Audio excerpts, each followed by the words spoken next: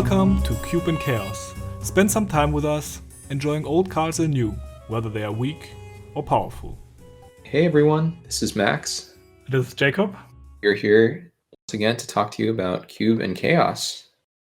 With a bit more focus on Cube this time, as Chaos Draft was not available on Magic Online. Unfortunately, but this time we'll even be talking about our own cubes a little bit, which should be exciting, yeah. So currently still online, I don't know if you're hearing this in time to participate, is Amaz Peasant Cube. I really enjoyed that one. So Peasant Cube is a restriction on the rarity while creating the cube.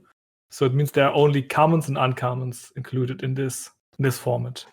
Even though it's strictly commons and uncommons, you have a lot of cards that really are kind of absurd to see print at a uncommon, like Demonic Tutor, that kind of thing. So it's a little looser than you might expect. Yeah. There's certainly some power there. Moving on. Yeah, so a thing about the Amaz's cube is, first thing you notice, it's a quite big cube with 600 cards in it. And that means that not every card will be showing up. Like, we haven't talked about cube sizes before, but I believe most common is something between 450 and 550, at least from what I heard.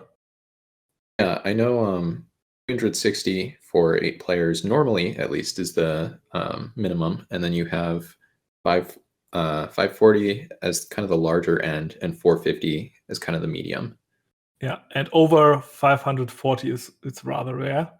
But yeah, Amaz chose to have 600 cards in there. And he also wrote a nice Reddit post about his design ideas about his cube, and with some hints to players as well. And I did enjoy this. Sadly, he came out a little bit after the cube went online. Maybe that was his plan, to let people explore by themselves first. But I was a bit afraid he wouldn't write something like this. Yeah, I was a little disappointed when Wizards released the Spotlight article about his cube, and there was no actual article from Amaz, just the cube list.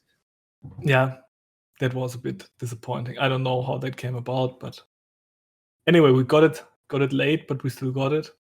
And yeah, is there something you especially want to talk about with this cube? Something you noticed? Yeah, so one of the things I wanted to talk about is actually it's a relatively large cube, and a lot of the different effects in the cube are supposed to be unique, and I noticed that too, with the exception maybe of some mana dorks, which are basically functional reprints of each other. And I will say that as someone who is a big fan of a variety of experiences, like that's one of the reasons I like Chaos Draft so much. I'm a big fan of this. I was talking to someone yesterday who said that this format does a decent impression of Chaos Draft, and that's not really how I had thought about it, but I do think that when you have a cube that's a little larger than normal and you have every card doing something different, you do get a real mix of experiences. Yeah, I did enjoy this too. And we will talk about that later. That is something that we enjoy. And if you contrast this cube with Celtic Cube, which we had talked about in the last episode and also was available earlier on Magic the Gathering Online, there the design ideas are contrasting very much. Because in his Cube Spotlight article, he wrote that he favors broadly interchangeable effects that can be parsed easily, even when one is not familiar with specific cards, over instantly win combos. I was quoting a short part there, and what it means is there's just a bunch of 2 mana, 3 damage burn spells, and a lot of 1 mana, 2/1 beaters. So yeah, this makes very different environments, I feel like, both of which can be enjoyable, but they feel very different. I think they feel very different too. I think it's actually kind of funny because as limited players, we talk about variance and about how we like to reduce variance because, those moments when we're losing to cards like Dream Trawler really can be frustrating when you're sitting on the receiving end. There's nothing you can do about it. But it's funny to think that, a 600 card cube where as many effects as possible are supposed to be different. There's actually greater variance in that, even without, rares and mythics than there would be in a cube like the Cultic cube. Note, I will just say that the first kind of variance I was referring to, I would call like in-game variance. I would call this more like in-draft variance. And you can also much less plan your drafts out. With a 600 card cube with effects being like singleton, like really singleton, you can't plan on drafting like a special archetype that requires a certain card. Like, for example, there were the Haunten in there, and they're not even that good, but you can't know how many of them will be opened. I did still draft them, and it's fun to draft them, but you can't rely on it. And right, exactly. Just picking a card for a synergy with another card that is in the format can just go wrong. And that, I think, has some potential for frustration. But on the other hand, it also evens out the playing field again a little bit. So that not the person knowing the cube will exactly know what to wait for and what will be open and probably table because it's so narrow or something like that. That's something that I felt like was also kind of nice for this big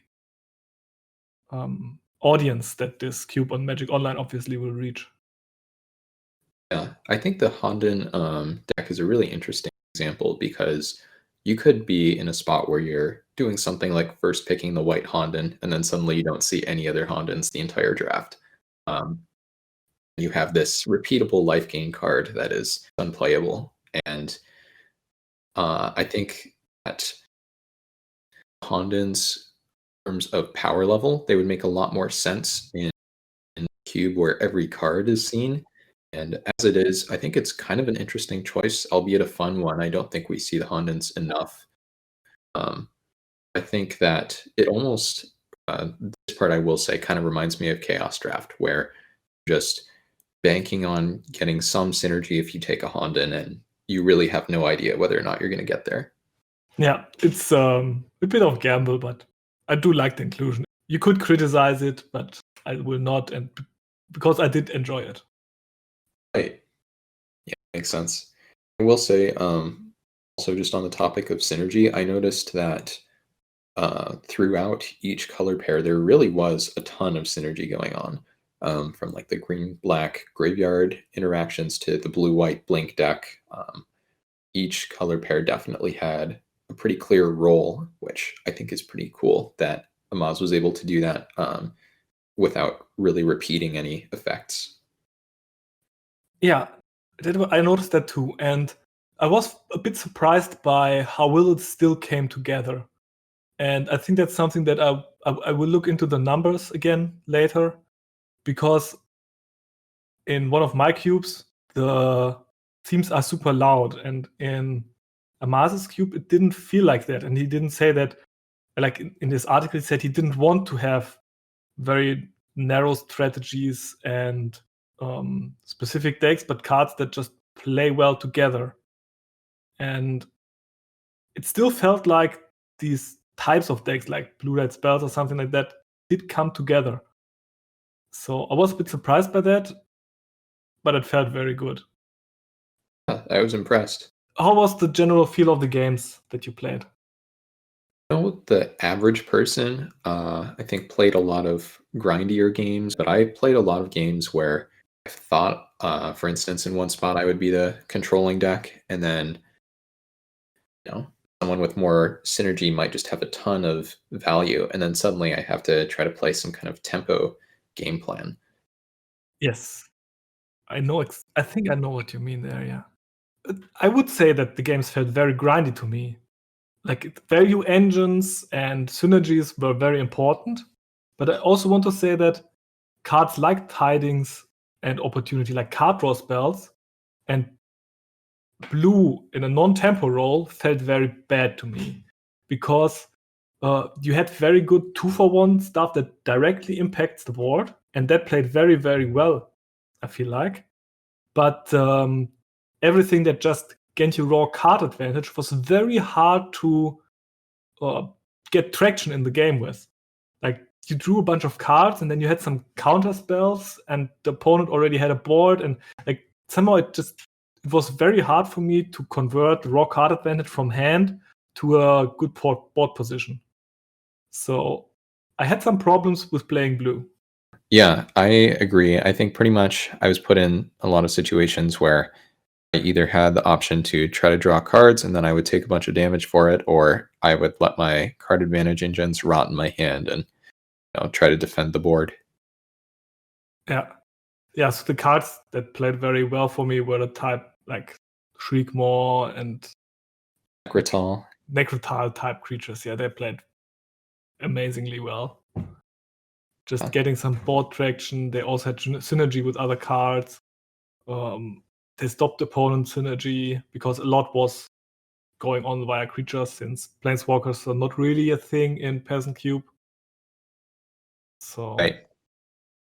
I did notice two of the of course uncommon and hybrid planeswalkers from War of the Spark were here, and I didn't actually think that they were going to be really powerful, and it didn't look like they were, which was nice. Like, for instance, Kaya. That card, nice as it is, potential 2-for-1 exiling a couple creatures. I remember at least one match that I drafted the card, I just left it in my sideboard because it just felt like it was too slow. It's nice to see an environment where planeswalkers didn't feel overly powerful. yeah, did you have a favorite deck that you want to talk about? I guess the deck that I enjoyed playing most was the first one I drafted. It was a blue-black mid-range. It was kind of hedging toward control. And pretty much the only reason I was able to win the first match with that deck is because I figured out partway through that I needed to sideboard in a pretty dramatic way. So I pretty much took out anything dirtily because I realized my opponent had better synergy and better value, and I brought in cards like Sleep and Falconwrath Aristocrat. That sounds fun. It's great when you can really make use of the sideboard in a creative way to get an edge in a otherwise bad matchup. It's great. That leads me to a thought that I had about the cube, and also something that I'm not sure if I like it in cubes or not, and that is specific sideboard cards. Like cards that you will never main deck and only in some cases sideboard. For example, there was an effect, I don't quite recall the name. It's for green Phyrexian mana and X. It deals X damage to each creature flying. And it's called Corrosive Gale. Yes. And I was a bit surprised to see that. Especially since I don't feel like there was a specific flyer deck. Like, there were some very strong token creators in Migratory Route and Battle Screech, yeah, and Lingering Souls. So against that, it's a decent sideboard option, I guess. But yeah, these type of effects, I don't know if I like it to include them in cube. I mean, most cubes are so deep that if you have a few of these cards, picking them up with the late picks might be nice. But it also takes away from your place to support maybe minor archetypes or something like that. That could also have these spots that go very late to people and could make the deck come together. And like, I drafted cards like this, but I never sided them in. I never felt like these narrow cards are good enough in a matchup that I should play them. Yeah, I remember. I think in the last Peasant Cube, actually, we had on Magic Online, somewhere it said that the creator originally had a bunch of cards that were strictly for the sideboard, and he ended up deciding against them, just deciding that they weren't contributing enough, and yeah, the slots could be better used in another way. And I feel like the best sideboard cards aren't the ones, or I guess they're the ones that when you look at them, you don't think this is a sideboard card. They're the ones that barely don't make your deck, but they change your game plan in a pretty radical way. That is exactly what you were talking about earlier. That's why I was remembering that. And Right. I think there's something to this philosophy. Like, but for example, I think decent sideboard cards could also be just creatures that are bigger than your deck normally wants, but then in a certain matchup, they might come in.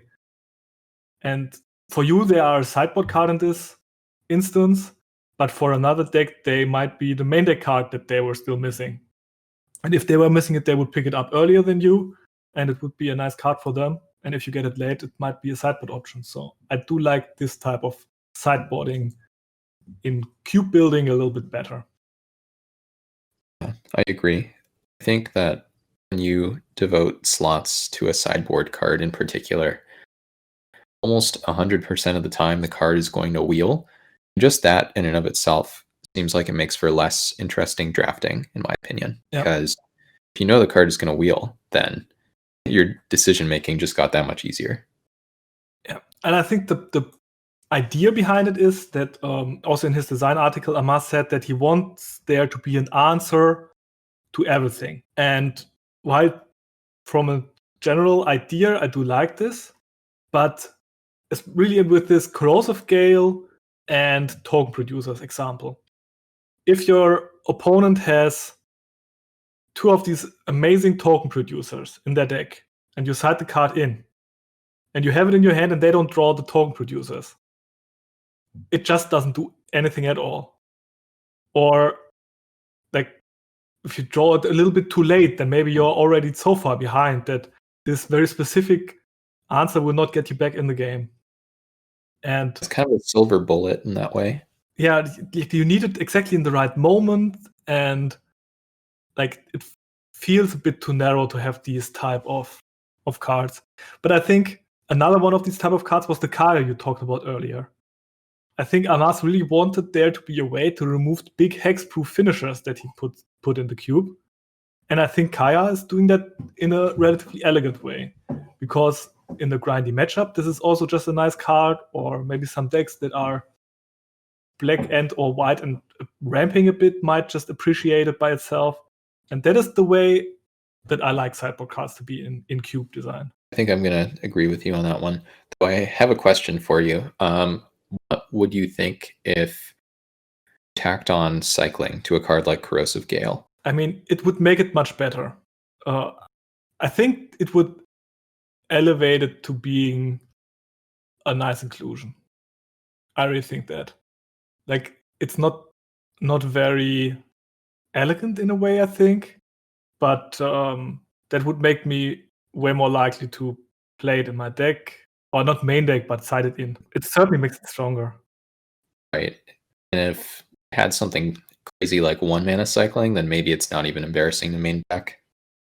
Well, I think in most cubes it depends on the deck then, because if you care then a little bit about instants or sorceries in your graveyard or card types or something, then I think it becomes a main deck inclusion. Or maybe drawing a second card each turn or something. Yeah. All right. So my favorite deck was just mainly green, 5-color deck with 4 Haunten. That never did anything for me. The Haunten just never were in the position to win the game for me.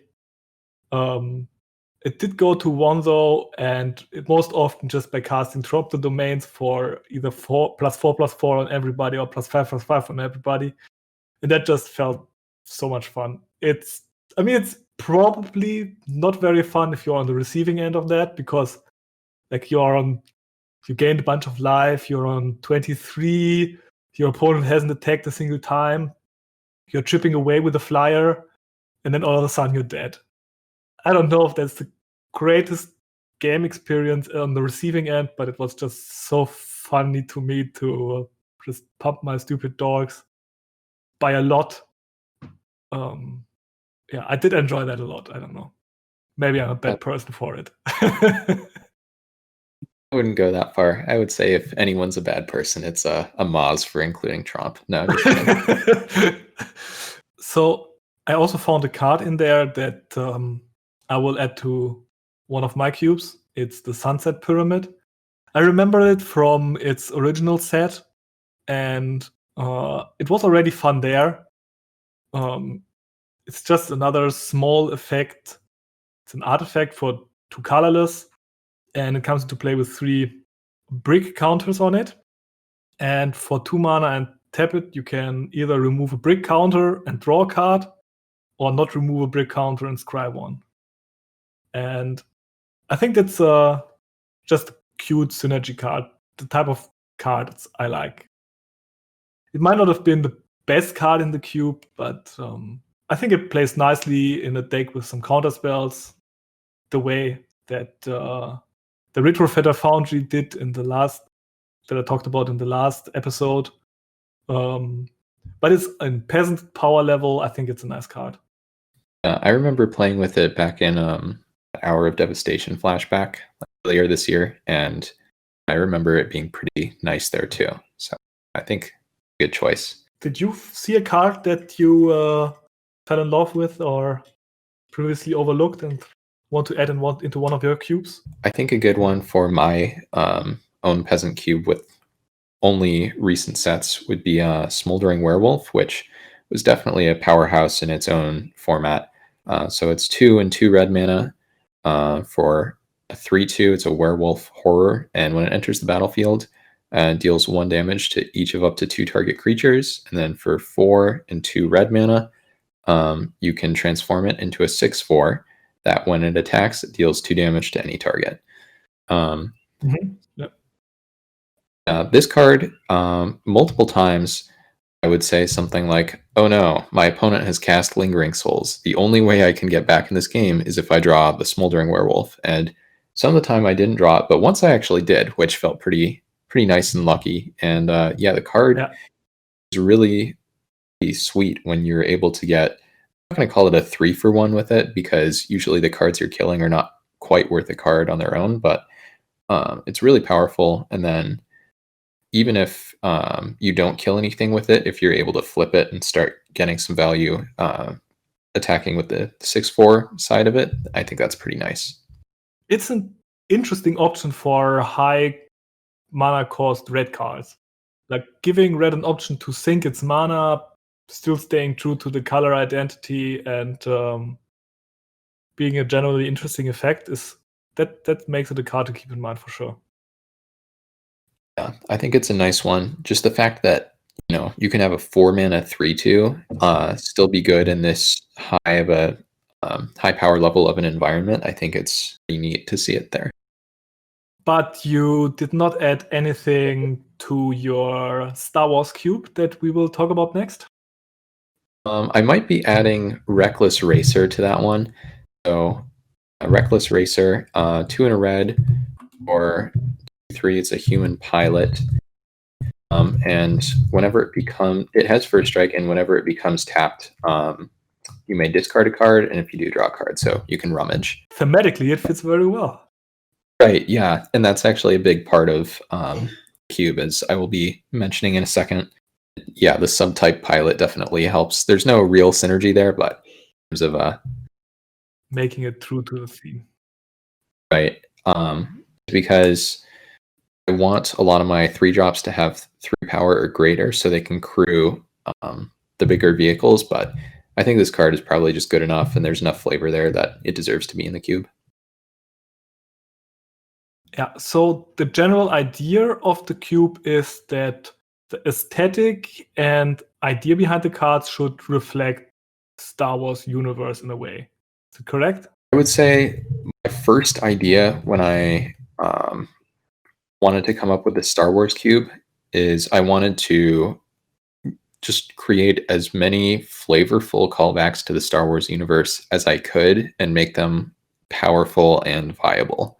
And so one of the places I actually started with that was the Tron lands. If you have seen, for instance, Urza's Tower is probably the most obvious one. If you look at the Urza's Tower art from like 8th or 9th edition, it really looks like Tatooine. Like it looks a lot like Tatooine.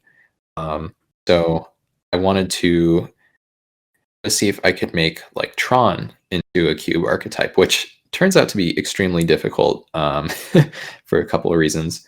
And then I started looking at here's another one. This one I only found while I was doing some research for this cube. And I don't think almost anyone knows this card. It's called Brass Secretary. It's 3 mana for a 2/1 artifact creature. And for 2 mana, you can sacrifice it and draw a card. And the only purpose for this card would be to look like C3PO. Well, it for sure does look like him. You can make it playable in your cube, but that would mean a very low power level. Right, for sure.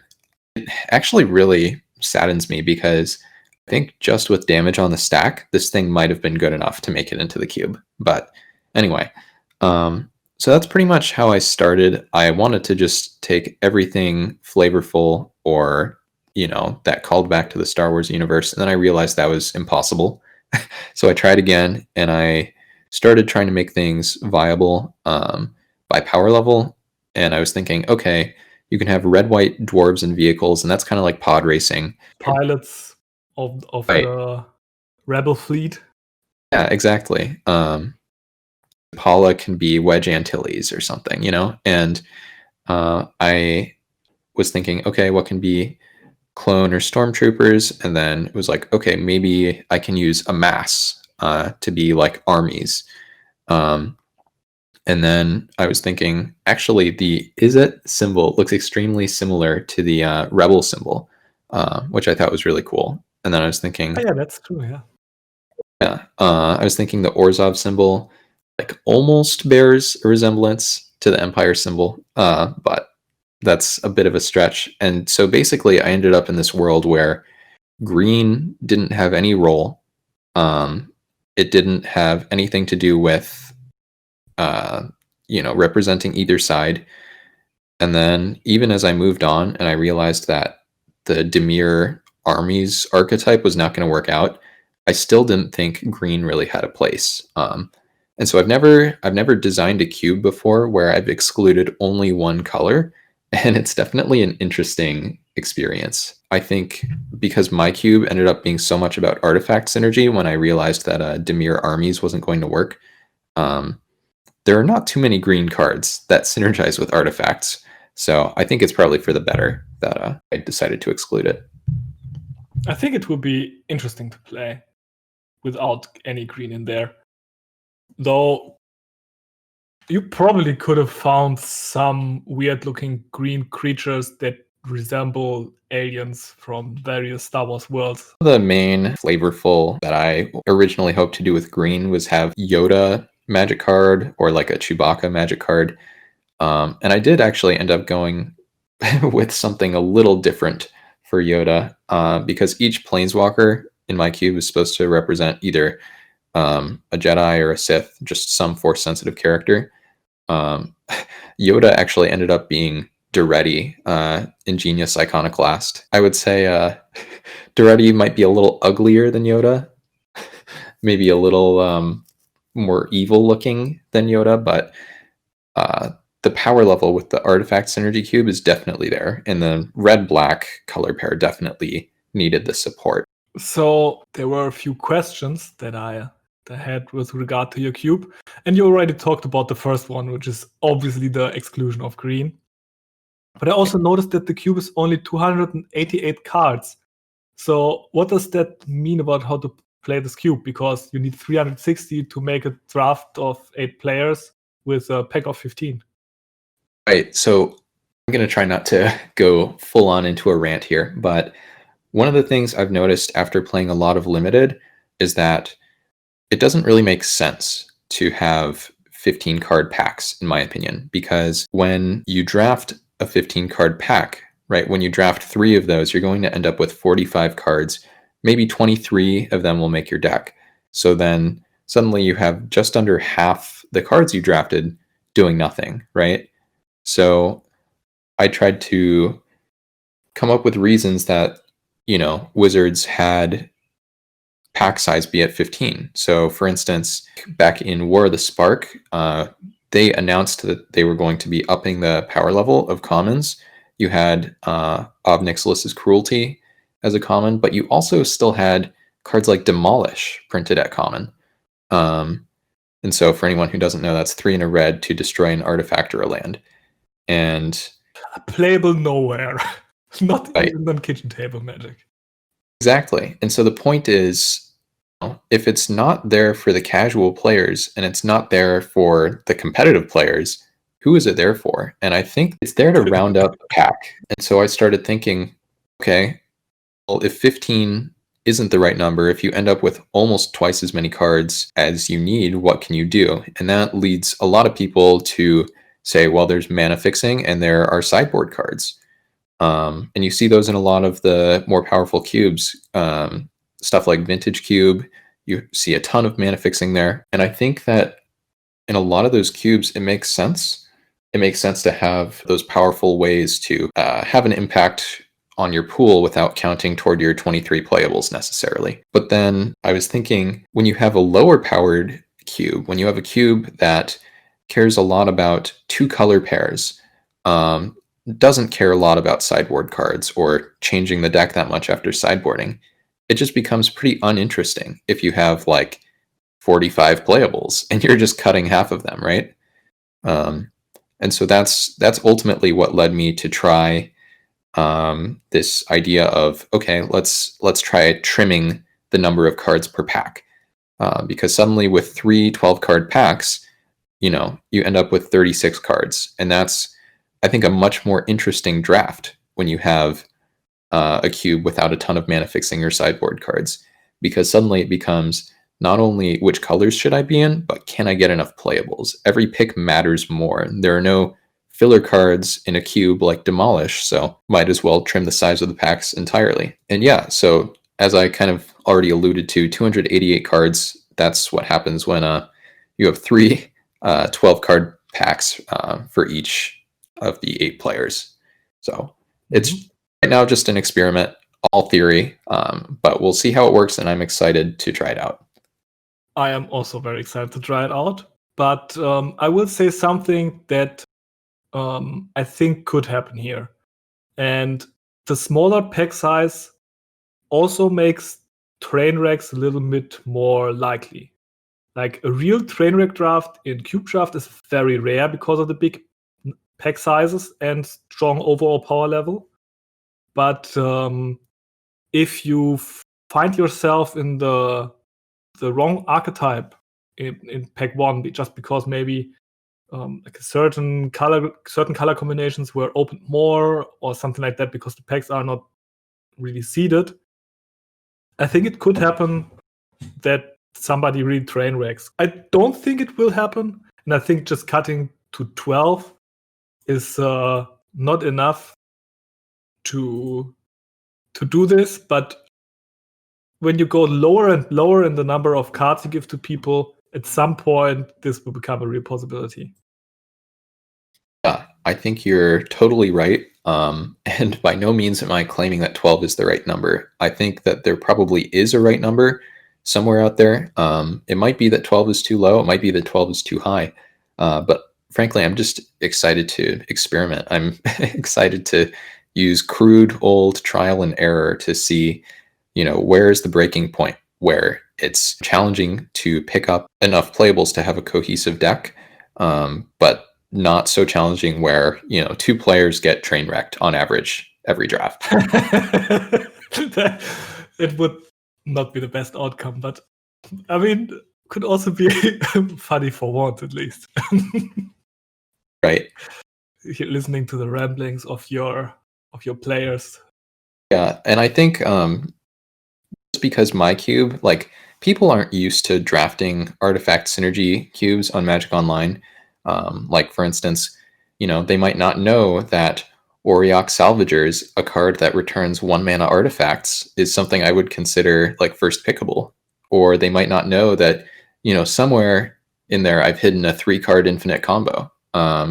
So I'm expecting people to go into it with a little less knowledge, less, I guess, experience than they would with a cube like Vintage Cube or Legacy Cube, which, for instance, is going to be coming back for 2 weeks very shortly. So I guess this might not be the best place to test that lower pack size, but regardless, let's see how it goes. Yeah, let's see how it goes. And I mean, you need to find the flavorful cards for this type of cube. But I also noticed that with only 4 colors, there now will be 6 color combinations, 6 guilds available. What do you expect? Like, what do you think people will do? Will there be 4 people that have their own 2-color deck, and then 4 people who share 2-color combinations? What do you expect to happen? I think that's closer to what I expect than the alternative. There are no real monocolored payoffs, and I thought long and hard about putting a multicolor deck, and by multicolor I mean 3 or more colors into the cube. I really wanted to use a card called Brea, Ethereum Shaper. So it's 1 mana of each color other than green. It's a legendary artifact creature. It's a human. It says when it enters the battlefield, make 2 1/1 blue Thopter tokens with flying. And then if you pay 2 mana and sacrifice 2 artifacts, it can deal 3 damage to target player. Can give target creature -4/-4, or it can gain you 5 life, and it's a 4/4. So the card is excellent. It's every color that I want in the cube. There's a ton of synergy, but the problem is I was looking at all the other multicolored cards, whether it's those cards with Sunburst or, Esper cards, and there just aren't enough 3+ colored cards that care about artifacts other than in that Esper shard, that white, blue, black color pairing. So Yeah. I figure if Wizards can get away with designing sets that pretty much introduce 5 different decks in the gilded sets, something like Guilds of Ravnica or Ravnica Allegiance, and I can probably get away with designing a cube with 6 major archetypes, especially because I find that the 5 archetype sets get pretty stale when you draft them over and over. But we're not going to be drafting this over and over. It'll be, maybe we will. Maybe everybody will love it. Okay, well, in that case, that's a different problem. I can worry about that later. It's a good problem. It would be a good problem. It would be an excellent problem. Yeah. My point is, I think 6 archetypes should be enough for at least this first run. Yeah. So we should for sure talk about how this draft went next time we meet, and if there were any nice lessons learned. And with that, I think it's pretty easy to come to our next big section, which is about theoretical cube design. And we want to talk to you about meeting expectations and knowing your players. And I think we can just start with this cube that we now plan to draft with our group of people who we don't know in person, since we will be playing on Magic Online, drafting on a website.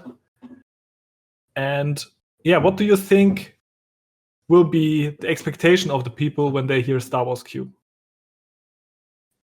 I think the first thing I would expect upon hearing Star Wars Cube, and it's hard for me to be unbiased because I designed it, but I think a lot of people are looking for flavorful inclusions. I think more than one person has said, "Oh no, do I need to go rewatch the movies before I play it? Like, am I not going to understand?" All of them. I think when you give the title of an iconic movie franchise, people expect to see stuff from the movies, and I guess I'm hoping that people will be able to make the same stretched connections from the cards to the screen that I was able to. Yeah, so when I heard it, I was thinking about the Weatherlight at first, because just the whole Weatherlight saga was designed or was written as a bit of an equivalent to science fiction movies with a fixed crew where every crew member had a storytelling role that has equivalence in science fiction. And yeah, there are some cards of that in there. I had a quick look, but I feel like it's none of the really old ones, or am I overlooking something here? Yeah, so when I was doing research, I realized that the Weatherlight does do a really good job of representing the Millennium Falcon, and I was thinking about the different ways I could support that. And I was looking at some of the old cards. I was thinking about cards that could represent other ships too. I think Predator Flagship might be one of the names. Yes. And I was looking at the old cards, and I was thinking maybe Gerard can be Han Solo or something like Exactly. that. That's one of the first names I came to, but he's not Right. here. Well, he is and he isn't. I don't have the original version. I don't have the 3 and 2 white mana version, but I do Yeah. have Gerard Weatherlight Hero, which is actually a card I think from a Commander product. Oh, I didn't know that one. Didn't. Yeah, so I don't have the original, but I have one that I think is more suited to the red-white vehicle archetype, and I think one And that is just stronger. exactly. So yeah, I might not have used most nostalgic cards to try to make that connection, but Mhm. and for instance, I don't have the first Weatherlight Magic card, but I do have the Weatherlight vehicle from Dominaria. Um, I also have Moira as Leia. I think I can say I might not have used again the oldest cards to make the connection, but I do have that Weatherlight theme there to support that connection that you made. Yeah. So I think at least upon opening the pack, people will pretty much immediately get that it is an artifact-centered cube. Like, you can't not see that when you look at the cards. But won't people be very surprised to not find green? That's a good question. I'm probably going to tell everyone in advance, hey, there are no green cards. I know, I think that would be better. But it would yeah. also be interesting to just listen during the draft or maybe look in chat. Somebody writing, wow, green is so cut. Yeah, that'd be hilarious, right? They think It that would be, yes. the first pack is, it's not like a Magic Online pack because it's from draft.info and, Yeah. maybe it's not that crazy that there are no green cards there, but in every single pack for the rest of the draft, okay. One of my friends, his favorite color is green. One of his favorite things to do is play, 4 mana 4/4s. So the first person I told was him. I was like, "Hey, Jackson, there's no green in this cube. I gotta let you know now." Yeah. And yeah, I think he's come to terms with that. I think he is able to cope. Yeah. But that brings us to like why I chose this topic together with you. And it's because I re-listened to an old podcast by Mark Rosewater. And he talks about that, and I now quote him here, resonance and how you want to do what the audience expects up to a certain point. There is a sense of comfort. Or maybe I want to rephrase that or say that again. Yeah, so Maro had a podcast about meeting expectations. He said that you want to meet expectations to a point because there's a sense of comfort and that will be nice for people. But only up to a point because you need to keep things exciting and fresh. And if everybody expects something and exactly this thing will happen, it might get dull very quickly. So with your cube, like people will expect vehicles, maybe they will expect artifacts as they fit the futuristic theme. But I think one of the biggest surprises is that everything works with artifacts. Yeah, I would say that is a pretty big surprise about artifact synergy. It's not just about making things like as powerful as possible. Otherwise, I'd probably have something like Skull Clamp in there, and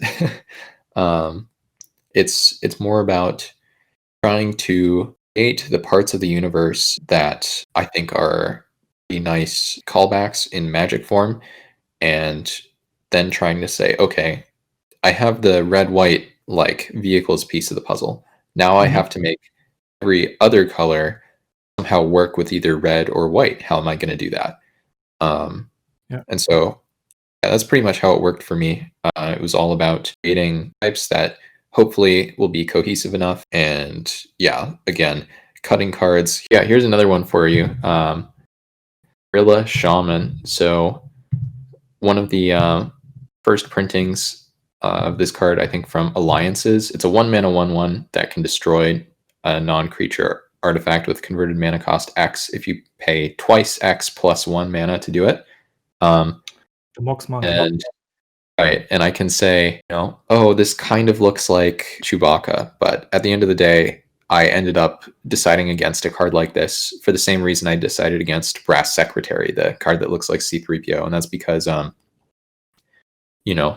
I wanted functionality to come first and flavor to come second.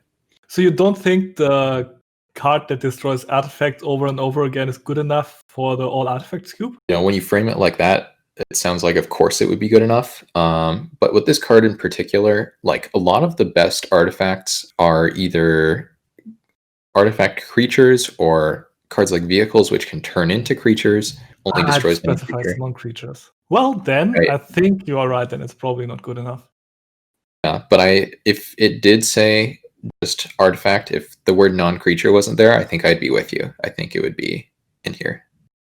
Yeah, but then I'm happy it's not here because I would probably pick it highly and then be very disappointed. So, you have to meet expectations in that way. Like, you don't want to mislead people. And that is like something that every halfway decent cube designer says, that you don't want to forcefully mislead people, hint at synergies that will not be there or anything like that. Yeah. But one thing I now want to come to with the expectations is, what do you expect of our play group? Do you think somebody will really want to draft an aggressive deck, and is that there? Will that be available? So I think that there will be at least 1 or 2 people who are interested in drafting aggressive decks, and I expect red-white to be a little more highly coveted than red-black. So for instance, say maybe 2 people end up in red-white, only 1 person ends up in red-black. I wouldn't be surprised if someone tries to make a multicolor theme work. I think people will be able to figure out that it's all about 2 color pairs. And yeah, that leads me to another thing that with managing expectations, and why I went back to this podcast by Maro. It's that I heard people complain a bit about Amaz's cube in terms of the availability of mana fixing. And I think that a lot of people that only draft cubes expect mana fixing to be there, because in the normal Magic Online cubes, like the Legacy cube, the Modern cube, and the Vintage cube, as you said earlier, there's a lot of fixing available. And it allows for basically everything from monocolor to 5-color to have pretty consistent mana. You still need to devote the picks, but generally it is there. And in the Mars cube, there is fixing, but especially in the contrast with a lot of multicolor cards, there's not that much fixing. And the multicolor cards make you expect fixing, but then in the end, there is not so much of it because of the size of the cube and the types of fixing you have available if you don't want to break singleton for a peasant cube. Yeah. So I think a lot of the people that complained did not only complain because there was not enough fixing, because I think that's the point you can argue about if it's enough or not, but people certainly expected more fixing. Yeah. And just going off of that, I remember on a few different points, I would see a 15th pick 3-color card. And I was thinking, looks like nobody was able to go in that direction because cards generally are pretty powerful. So if you have something like that in there, chances are if someone's in that color combination, they'll want it. And yeah, I think that peasant restriction, it really is, it takes a big toll on the mana base if you have really dense, I guess, multicolored environment. And I guess the easiest solution that I can come up with is the peasant restriction maybe only applies to the non-land cards. So then for lands, you're able to have not only more fixing but better fixing. I remember I was trying to draft, it was a red-white deck the other day, and I kept looking at the red-white duels and saying, I don't want this card. It comes into play tapped. Yes, that is one of the main problems with aggressive decks in that are not monocolored or almost monocolored Right. in a peasant cube. And I think that is something you can work with if you really shape the environment around it. But that's a lot of work, and it might or might not work and might need a lot of iterations. Yeah. But like when you see a nice multicolored aggro card, like even in one of the higher powered formats, it's often harder or risky to play more than one color in your aggressive deck. Yeah, so in my opinion, there are two main reasons to build a peasant cube. The first one, of course, is budget. So yeah, you don't have any of the super popular rares and mythics that you see so often in constructed. But the second main reason is just power level and personal preference. If you don't want to put any crazy bombs into your cube, then you might build a peasant cube. But here's the deal. There's no such thing as a crazy bomb, except for maybe something like Dark Depths or whatever, as a land, right? So if you just have fixing in the higher rarity echelons, I don't think that it's going to greatly impact anything in your cube except for the price. And a little bit about it is also aesthetic. I want to say that, like, I think like a peasant cube with rare lands lacks a little bit of the aesthetic. That's valid. It's not as pure. No, but you can certainly just abandon this aesthetic part. On another hand, what I also thought about is when people draft this cube, the power level of the cards was relatively high, and the power level of the lands is lower. And people then expect to see the lands late. But some people just always draft all the lands. So I think that what happened was that there was an artificial scarcity because some people evaluated this type of fixing against another card that was like in a vacuum more powerful, and then shipped it on, and somebody who really wanted to play the 5-color Haunton deck snatched it up. So I think this was like, you have to evaluate the fixing card as a player against the fixing that is available and whether you need that effect or not. But I don't know if you can expect that from such a big crowd as just the general public on Magic the Gathering Online, or maybe even in our smaller playgroup, because there's a flux in players and we don't know them all personally, and they probably won't listen to all of our rambling about this. So you are a bit tricking your players maybe there. Right. Yeah, I think that's a good point. I've definitely seen more than one player like second pick a tri-land in Amaz's cube, and I don't know. I mean, tri-lands are among the better lands in the cube, but like you were saying, with the rest of the fixing, it's just not nearly as good. So you might end up with a couple tri-lands and still maybe you're unable to go as many colors as you'd like to.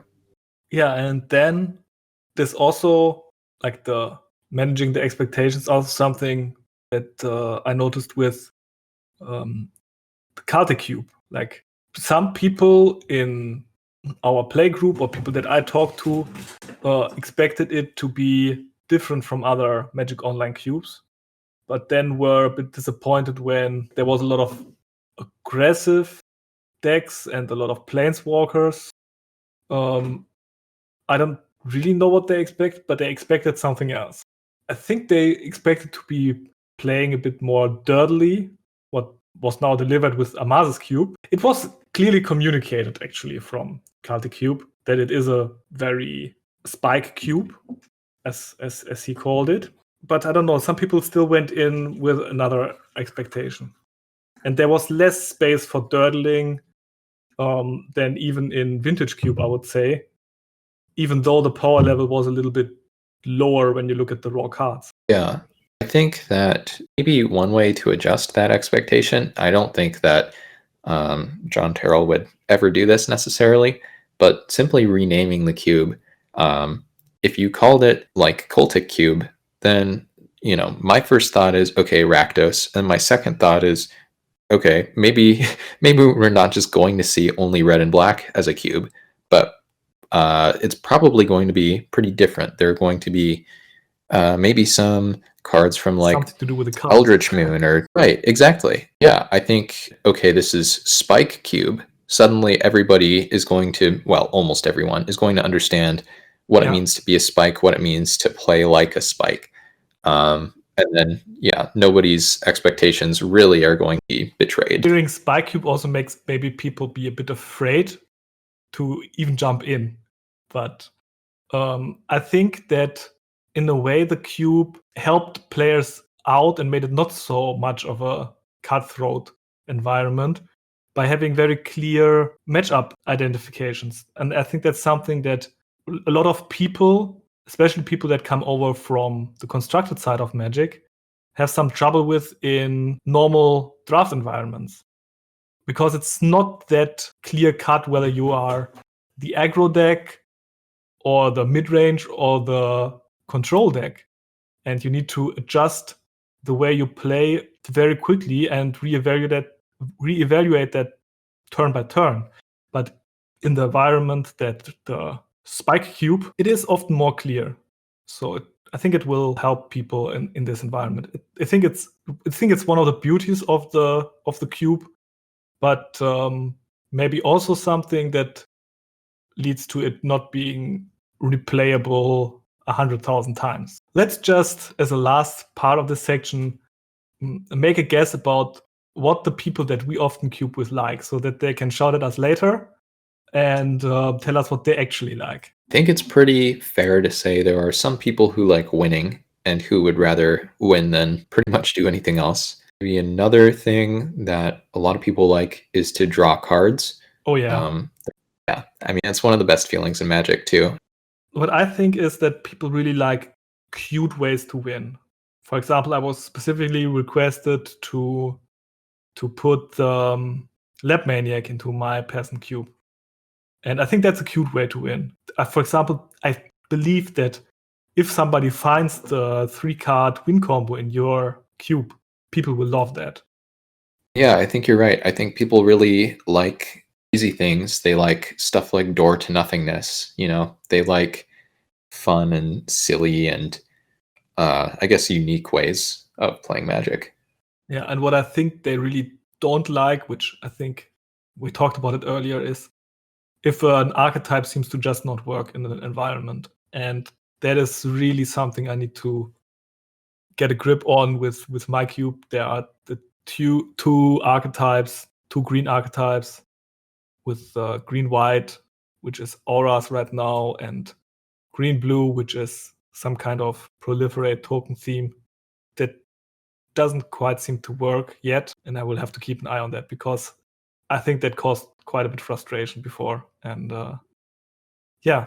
I remember almost getting run over by the green-white aura archetype in your cube. That was a very loose interpretation of the archetype that you played against. I remember that. I remember watching it, and they also just jammed Pelaka Worm, which is just a great card. Yeah, that's fair. Some Eldrazi too, if I remember correctly. Yes. Yeah, I think it's really extremely difficult to balance archetypes. Like, it's one thing to make an archetype, it's another thing to support an archetype, but to make sure that they're going to be comparable in power level, at that point, it feels like you need to start scribbling words onto the cards themselves. Like, you have to be the one at R&D and not just the, longtime Magic fan compiling some of your favorite cards. Well, I think it could also just mean cutting good cards from other archetypes, but that is so hard to do. Like, reducing the power level of your cube is one of the hardest things you can ever do, I think. And I'm not even sure if people will like it when that happens. I would say right next to that, maybe the hardest thing that I've had to do is take an idea that I feel like is great or at least really good and just say, sorry, it's not going to work. Yeah. And I feel like, yeah, I guess on a smaller scale, that's what it is to reduce the power level of an archetype. Yeah, because with some archetypes, if you want to keep them, it's impossible to up the power level anymore. Yeah, and with that, I would go on to our very final part of the show, which is inviting you again to our Discord channel. Anyone listening, if you want, feel free to join the Discord. Feel free to participate in any of our drafts, including the one this coming weekend. And yeah, even if you can't or don't want to make that one, there will be more in the future. It will be nice to see you. Always happy to see some new names. If you have any thoughts about what we talked about, maybe contact us on our Discord or write some YouTube comments. We will look into that. And see you next time. Happy cubing. Bye.